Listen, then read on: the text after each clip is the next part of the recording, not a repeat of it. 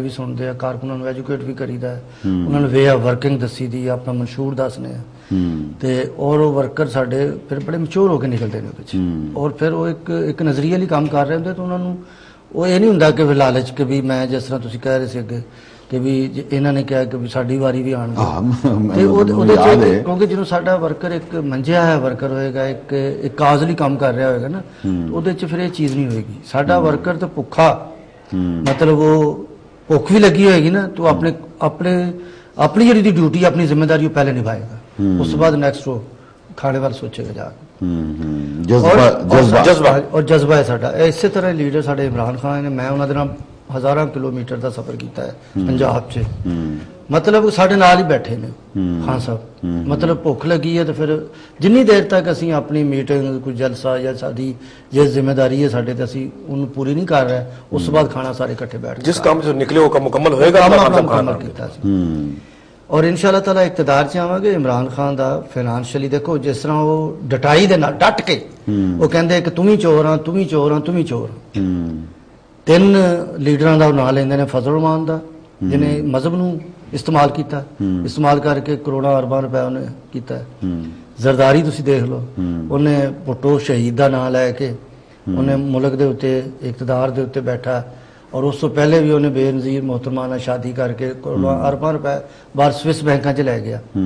मियाँ नवाज शरीफ जिसले इन्होंने पहली दफा सैकटरी वजीर खजाना बनया पंजाब का, उस वे दी फैक्ट्रियां 6 सी, और जो दूसरी दफा प्राइम मिनिस्टर बनया उदों इन्होंने 38 फैक्ट्रियां हो चुकी सी।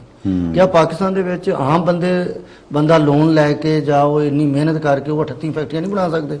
अच्छा, वैसे चीज़ हैगी है कि इमरान खान साहब, मैं तुहाडी गल सॉरी कट रहा, खान साहब जिस तरीके से उन्होंने कहते हैं चोर ने, लुटेरे ने, करप्ट ने, अगर उन्होंने को कोई प्रूफ होवे, क्योंकि खान साहब ने भी इमरान खान की भी एक लाइफ गुजरी है, क्रिकेट लाइफ है, सोशल लाइफ गुजरी है, पैसा कट्टा सीता वाइट वाला केस ही है, कोई सोशल ऑब्लिगेशंस ने ना जी, पता नहीं उन्होंने इलेक्शन दे नेड़े आगे और की कोई निकलना है। मैं कहना खान साहब दे गुनाहगार मैं भी हो सकना, तुसी भी हो सकते। हां, वो जिहड़ा गुनाह है, जिहड़ा खुदा दा ओदा मामला है, जिहदे च उन्हें किसी बंदे दा हक नहीं मारिया, मुल्क दा हक नहीं मारिया, मुल्क नूं नहीं लुटिया। ते इसे मुल्क दी तब्दीली भट्टो साहब नूं लाण दी की सी, उन्हें कहा जी मैं थोड़ा, और इंशाअल्लाह ताला एक लीडर वास्ते पूरा मजहबी बंदा होना शायद फिर बहुत जरूरी नहीं, लीडर होना, एक कौम को लीड करना बहुत, वो एक जाती किरदार होना चाहिए। मेरा ख्याल है बिल्कुल जाती किरदार होर चीज होंदी। सईद भाई एक चीज मैं दसा, भुट्टो साहब नूं एक क्रेडिट जाता है कि एक 70 तो पहले साडी यही आवाम, साडी यही पब्लिक सी, उन्होंने कोई शौर नहीं सी अपने राइट्स का, कोई सियासी शौर नहीं सी।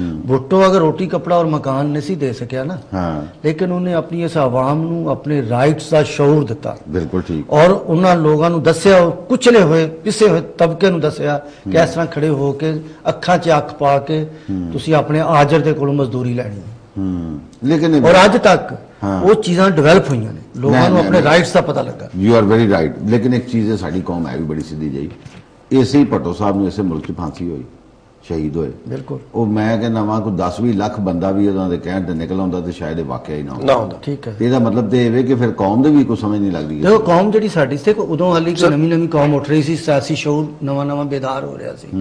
हाली 5 साल 4.5 साल उन्हें गवर्नमेंट की थी, उस तो बाद मार्शल आ गया, और मार्शल बेटा सख्त सर मार्शल मैं एक लीडर दे नाल हुब दी गल है। देखो लीडर बहुत अच्छा है, बड़ी बड़ी मैं तो दस रहा, लोगों ने अग्गां लाईयां, अपने आप अग्गां लाईयां ने, जेलां च गए, किलियां च गए ने लोग, और कारकुनां नूं जिन्नी सजा ज़ियाउल हक दे दौर च मिली है, ना अयूब खान दे दौर च उन्नी सजा मिली, ना प्रेम शरफ दौर च सजा मिली। कारकुनां उस वेले ते सईद भाई तुहानूं अगर याद होवे, तुसी किसी वैगन च बैठे, साइकिल ते जांदे, मोटरसाइकिल ते जांदे, तुसी कोई सियासी गल नहीं कर सकते। तुसी डरदे सी यार जिहड़ा वैगन च बैठा मेरे नाल वाला बंदा किते इहने बाहर जाके दस बंदा है, तुसी सियासी गल नहीं कर सकते। सियासत ते एडी सख्ती ना पाबंदी सी। उस पाबंदी दे विच उन्नियां सख्तियां च उन्हें कोड़े खाण च भी, तो फिर भी वर्कर बाहर निकल के अपने अग्गां ला रहे सी, कोड़े खा रहे सी, किलियां च बंद सन। हुण मैं यही और जलावतन हो गए। तुहाडी पार्टी दे विच भी मैं अर्ज करना वा, देखो गल्लां ने बड़ियां सीधियां जिहियां जनाब ने जिवें जिस जज्बे दे नाल एक बंदे नूं पता लग जांदा है कि यार अंदरों देखो मतलब किसी लीडर दे नाल लायल होना, उहदे मिशन दे नाल लायल होना, और उहदे ऑब्जेक्टिव्स दे वास्ते लायल होना बड़ी बड़ी गल होंदी है। और अगर साड़ियां पार्टियां दे लीडरां नूं वर्करां दी कदर समझ लग जाए ना, तो खुदा दी कसम कदी कोई तबाही आए नहीं सकदी।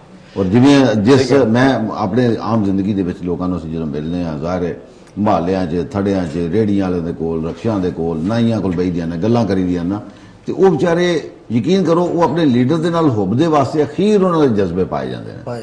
ਔਰ ਦੂਸਰੇ ਪਾਸੇ ਅਸੀਂ ਧਿਆਨ ਮਾਰੀਏ ਕਿ ਡਿਲੀਵਰ ਕਰਨ ਦੀ ਜਦੋਂ ਵਾਰੀ ਆਉਂਦੀ ਅਖਤਿਆਰ ਜਦੋਂ ਕੋਲ ਆਉਂਦਾ ਉਦੋਂ ਇਹ ਸਾਰਾ ਕੁਝ ਭੁੱਲ ਜਾਂਦੇ ਨੇ।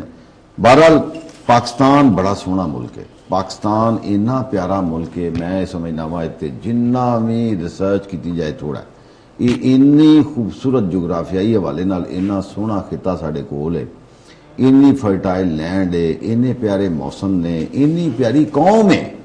ਸਾਡੇ ਸਭ ਤੋਂ ਵੱਡੀ ਗੱਲ ਤੇ ਇਹ ਕਿ ਅਸੀਂ ਵਫਾਦਾਰ ਲੋਕ ਹਾਂ ਔਰ ਸਾਡੀ ਇਹਨਾਂ ਵਫਾਵਾਂ ਦਾ ਕੋਈ ਮੁੱਲ ਪੈ ਜਾਏ, ਸਾਨੂੰ ਕੋਈ ਅੱਛਾ ਲੀਡਰ ਮਿਲ ਜਾਏ ਜਿਹੜਾ ਸਾਨੂੰ ਤਬਾਹੀ ਚੋਂ ਕੱਢ ਕੇ ਕੋਈ ਚੰਗੇ ਪਾਸੇ ਲੈ ਟੁਰੇ।